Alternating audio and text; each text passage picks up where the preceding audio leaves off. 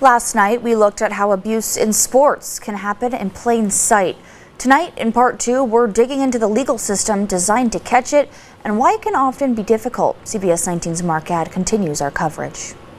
In the world of youth sports, the number of athletes who say they've experienced some form of abuse is already staggering, but experts say that number is only scratching the surface. So while 50% sounds really high, it's likely still not even really capturing the full scope of abuse in sport because of how underreported it is. Monica Rivera with the U.S. Center for SafeSport says the issue isn't just isolated incidents, it's the conditions that allow it to happen in the first place. When a coach thinks, oh, I can give a kid a ride home because I know I would never hurt them, they're unknowingly contributing to an environment where one-to-one contact between a coach and an athlete is normalized, and then other folks can capitalize on that. It's a point that prosecutor Elysse Stolpe sees from another angle, the point when a victim decides to come forward. There's an inherent question of why they're reporting it, whether they asked for it, whether they're being too weak. That fear of retaliation or losing their athletic career can stop victims from coming forward.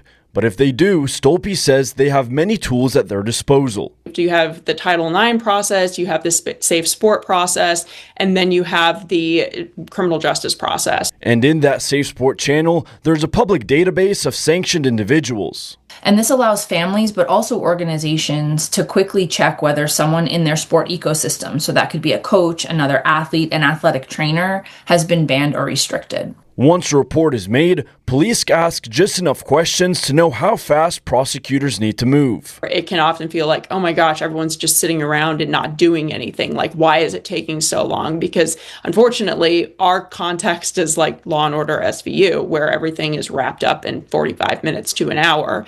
And DNA comes back within 30 minutes and not 9 months, like it's actually the reality. But even with a report, an investigation, and a willing survivor, not every case can make it to trial. There's no reason to put a child survivor through continued trauma in a situation where it's going to be really hard to prosecute. And if a case can't move forward, Stolpe says winning has to mean more than a verdict. Winning can look like taking your story back. It can look like having the bravery to stand up and say that something was wrong, something happened, in a way that might help other kids from being abused in the future. In Charlottesville, I'm Mark Gadd.